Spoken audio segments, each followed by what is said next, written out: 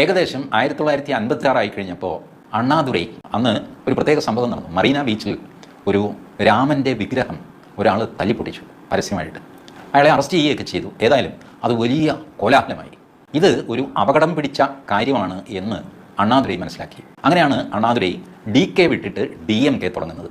അണ്ണാദുരൈ പറഞ്ഞു, എനിക്ക് വ്യക്തിപരമായിട്ട് ദൈവവിശ്വാസമില്ല, എന്നാൽ ദൈവത്തിൽ ആരെങ്കിലും വിശ്വസിക്കുന്നുണ്ടെങ്കിൽ അവരോട് വിരോധവുമില്ല.